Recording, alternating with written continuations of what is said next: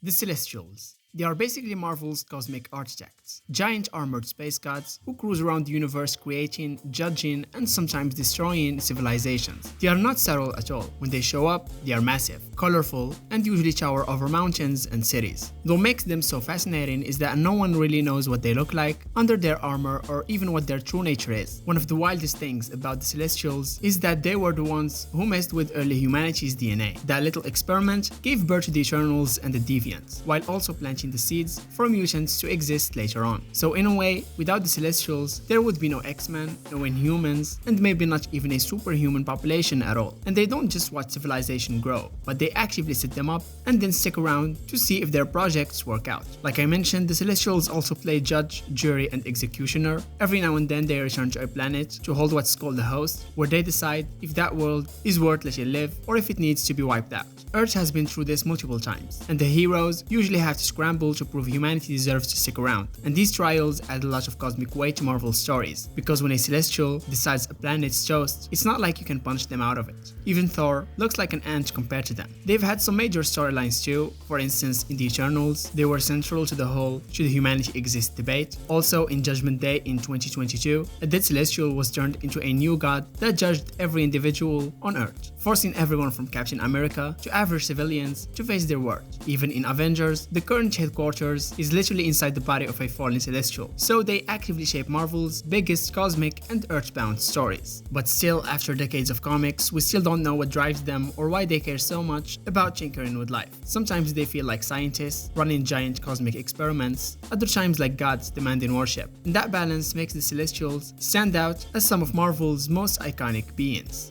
The Kree. It's a race that's all about order, discipline, and war. They come from the planet Hala, a world that's incredibly advanced. Physically, they usually come in two forms: the pink-skinned Kree, who look almost human, and the blue-skinned Kree, who are considered pure bloods, and often hold positions of power. And that color divide actually fuels a lot of their politics, with blue-skinned Kree seen as superior, which makes their society pretty rigid and classist. As a people, the Kree thrive on their military strength. Their empire is one of the biggest in the Marvel universe, and they've been locked in an endless war with the Skrulls for millions of years. This war defines them. It shapes their culture, their science, even their religion. They don't see peace as an option. They see survival through expansion and dominance. And that mindset has made them dangerous to other alien civilizations and to Earth, since the humans constantly get caught in the crossfire. One of the Kree's biggest claims to fame is how they experimented on early humans, creating the Inhumans. And these experiments weren't out of kindness. The Kree were looking to build a superpowered army to fight their wars. The result was an entire offshoot of humanity with powers activated by the Terrigen Mist. And even though the Kree later abandoned the project, the Inhumans became a key part of Earth's superhero landscape.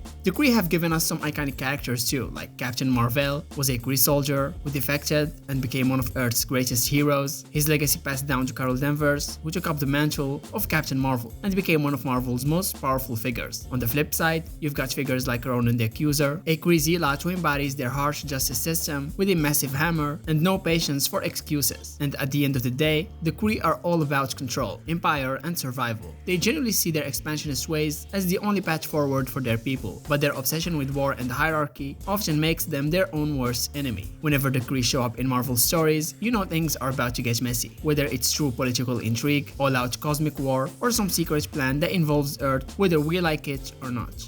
The Beyonders. They are creatures that live outside the multiverse itself. They are so far removed from the rules that govern reality that even Marvel's most powerful entities, like the Living Tribunal or Eternity, have been shaken by their existence. When the Beyonders show up, it usually means reality itself is in trouble, because they aren't bound by the same limitations as gods, demons, or cosmic abstracts. They were first introduced in a pretty quirky way. The original Beyonder was presented as a curious, almost childlike being who sparked the first secret wars by yanking Earth's heroes and villains onto Battleworld, just to see what would happen. He wasn't malicious, so much as fascinated by the idea of conflict, like a scientist shaking an ant farm. But later stories revealed that he was just one of a whole race of Beyonders, and that changed everything. Suddenly they weren't just weird omnipotent beings, they were a species of reality-shattering entities. The scariest moment tied to them came in New Avengers, when it was revealed that the Beyonders were behind the destruction of entire universes. They casually wiped out the Celestials, killed the Living Tribunal, and triggered the incursions. that collapsed the multiverse, leading into Secret Wars 2015. That storyline showed just how absurdly powerful they are. The kind of threat even the most brilliant minds like Reed Richards or Doctor Doom can't really prepare for, except by pulling off desperate, reality-bending stunts. And what's fascinating is that the Beyonders aren't evil in the traditional sense. They don't plot conquest, and they don't toy with humanity. Instead, they operate on a scale so vast that their actions feel like natural disasters. And that makes them scarier than any villain, because you can't reason with something that views universes the way we might view soap bubbles. At the end of the day, the Beyonders are beings so powerful they don't even care about gods or cosmic rules, because they exist above them.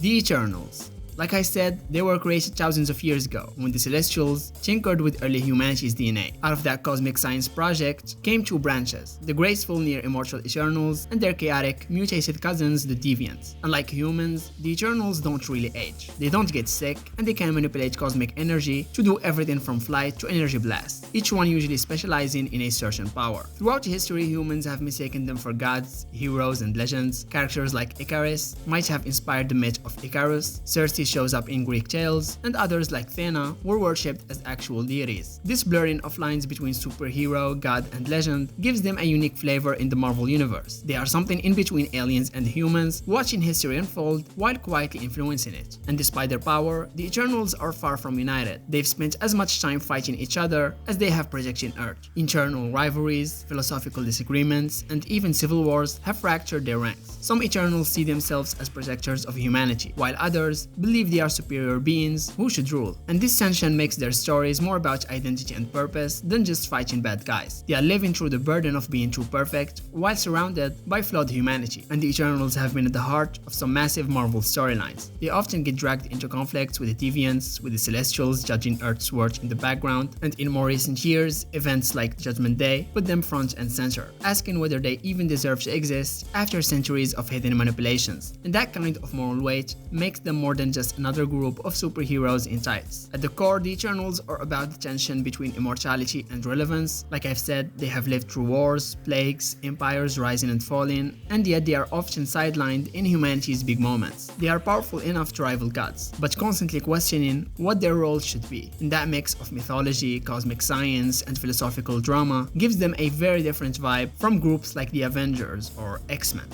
The Watchers. A race of ancient, nearly omnipotent beings who have dedicated themselves to observing the universe without interfering. Their whole deal is knowledge. They catalog events across galaxies, quietly watching history unfold. The most famous of them is Uatu the Watcher, who's become a recurring figure in Marvel Comics, especially when it comes to Earth. If there's a huge event going down, chances are Uatu is floating nearby, arms crossed, silently taking notes. Their vow of non-interference comes from guilt. Long ago, the Watchers tried to help a young alien civilization by giving them nuclear technology, thinking it would accelerate their growth. Instead, that civilization used it to destroy themselves, leaving the Watchers horrified at what they caused. From then on, they swore an oath never to interfere again, no matter what they saw. Of course, in practice, that rule gets bent, especially by Uatu, who can't seem to resist nudging heroes when the stakes are too high. And what makes the Watchers so compelling is how they frame Marvel stories. They are storytellers. Uatu often served as the narrator of Marvel's What If comics, presenting alternate realities to readers as if he were showing us glimpses from his vast library of observations. And this role turns him into both an in-universe character and the kind of bridge between the story and the audience, which is pretty unique in comics. And even though they are not fighters by nature, the Watchers are insanely powerful. They can manipulate time, space, and energy on a level that dwarfs most heroes. And the thing is, their refusal to use that power makes them both mysterious and frustrating. You know they could stop disasters, but they just stand back and watch, sticking to their oath. And that tension makes their rare moments of interference hit harder, because when a Watcher breaks the rules, you know things are really dire. In the grand scheme, the Watchers symbolize Marvel's obsession with perspective.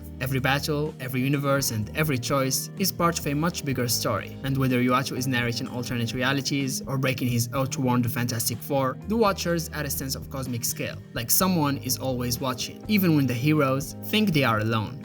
The Skrulls. They are a green-skinned, shape-shifting alien race that can copy anyone right down to their DNA. Imagine an entire empire built on espionage and deception, and you've basically got the Skrulls. They don't just use this ability for spy games either. It's a core part of their survival strategy. For the Skrulls, identity is fluid. One moment they are blending in with humans, the next they are replacing superheroes. And that makes them one of the most paranoid-inducing threats in Marvel, because you can never be sure who's really who. Their history is defined by their endless war with the Kree. Millions of years ago, the Skrulls weren't warmongers at all. They were actually a peaceful, science-driven race. But after the Kree attacked them and wiped out one of their colonies, the Skrulls shifted gears hard. They militarized, they became expansionists, and they leaned into their shape-shifting as a weapon. Since then, the Kree-Skrull war has raged across galaxies, with Earth often caught in the middle. They don't need to invade with armies to take over a planet, they just replace key figures like presidents, generals, superheroes, and quietly control things from the inside. This idea hit its peak with the Secret Invasion storyline, where it was revealed that major Marvel heroes had been replaced by Skrulls for years. The paranoia and betrayal shook the superhero community to its core, because suddenly, no one could trust anyone, not even their closest allies. But it's not all villain with the Skrulls. They are not a monolithic evil race. They are people with their own families, struggles, and divisions. Characters like Teddy Altman, aka Hulkling, who's half Skrull and half Kree, show the more complex side of their identity. There are also Skrull rebels who hate the warlike ways of their empire and just want to live in peace. So they are a fractured race, caught between survival and aggression. In the bigger picture, the Skrulls embody the idea that anyone around you could be a traitor in disguise. They make Marvel stories more tense, more personal, because fighting them is about figuring out who you can trust when trust itself has been compromised. The Shi'ar. Better known as the Symbiotes, they are Marvel's ultimate creepy crawlies, a race of living, shape-shifting organisms that bond with hosts and amplify their powers. They are not inherently evil, but they are naturally parasitic, feeding off their hosts, adrenaline, and emotions. When the bond goes well, the Shi'ar can turn someone into a powerhouse like Venom, but when it goes badly, you get nightmares like Carnage. They are terrifying because they don't just sit on your skin like armor. They crawl into your head, sharing thoughts, desires, and often twisting their host's darker impulses. Originally, the Shi'ar were created by the Dark God Null, who forged them as weapons in his war against creation itself. They started as living extensions of his will, meant to snuff out light and spread darkness. Over time though, many symbiotes broke free of Null's control and developed more individuality. Some even became noble, forming bonds meant to create heroic warriors, though the evil ones like Carnage tend to get all the attention. The most famous Shi'ar story comes through Venom, starting as Spider-Man's black costume. The symbiote grew resentful after Peter rejected it and found Eddie Brock, whose bitterness made for the perfect host. That pairing gave us the classic anti-hero Venom. Later hosts like Flash Thompson showed a different side of the symbiote, proving that with the right person, the Shi'ar could actually be heroic. And this duality is what makes their stories fresh. Their mythology exploded in recent years with arcs like Absolute Carnage and King in Black, where we learned the full extent of their history under Null. Entire armies of symbiotes descended on Earth, and heroes from the Avengers to the X-Men had to face their overwhelming tide. And these stories showed that Shi'ar aren't just one-off villains. They are a galactic force, tied into Marvel's deepest cosmic lore. On one level, they are about the psychological horror of sharing your body with another mind, whispering in your thoughts. On another, they are about universe-spanning wars, tied to gods and primordial darkness. And that mix of personal horror and cosmic mythology makes them one of Marvel's most versatile and enduring races, as likely to appear in a Spider-Man street-level story as they are in a galaxy-shaking event. The Shi'ar. They are Marvel's sleek, bird-inspired galactic empire, an advanced civilization that controls one of the largest and most powerful interstellar domains in the universe. Physically, they are humanoid, but with subtle, avian traits like feathers or wing-like adornments, and nod to their evolutionary past. Their homeworld is Chandelar, and from there, they rule countless star systems with a mix of strict order, advanced tech, and a heavy dose of imperial politics. If the Kree are all about war and the Skrulls about infiltration, the Shi'ar are about empire building, true control and diplomacy, backed by force. Their society is structured around the Imperial Guard and the ruling throne, which has been at the center of endless drama. The Guard is like the Shi'ar version of the Justice League, a team of powerhouse warriors sworn to defend the Empire. Above them sit the Magister or the Magistrix, and some of Marvel's best cosmic stories revolve around who sits on that throne. The most famous ruler, tied to Earth, is Lilandra Niromani, who not only led the Shi'ar, but also fell in love with Professor X, creating one of the more unlikely romances in Marvel history. The Shi'ar are deeply tied to the X-Men, especially through the Phoenix Saga. They were the ones who declared Jean Grey too dangerous to live after she bonded with the Phoenix Force, leading to the legendary trial on the blue area of the moon. Their empire often acts as both ally and antagonist to Earth's mutants, sometimes protecting the galaxy from cosmic threats, other times trying to wipe out anything they see as a danger to their dominion. And that complicated relationship keeps them from ever being one-dimensional villains. Beyond their clashes with mutants, the Shi'ar play a huge role in Marvel's cosmic balance of power. They've gone toe-to-toe with the Kree, the Skrulls, and even the Avengers during larger galactic conflicts. Their technology and military strength make them one of the few civilizations that can stand against forces like the Celestials or Clintar invasions. Whenever a universe-wide event happens, you can bet the Shi'ar fleet is either fighting at the front lines or pulling political strings from behind the scene. But they are not faceless conquerors. They are flawed, emotional, and constantly struggling to balance survival with morality. Their empire is vast and impressive, but their stories often zoom in on betrayal, power struggles, and the cost of maintaining dominance.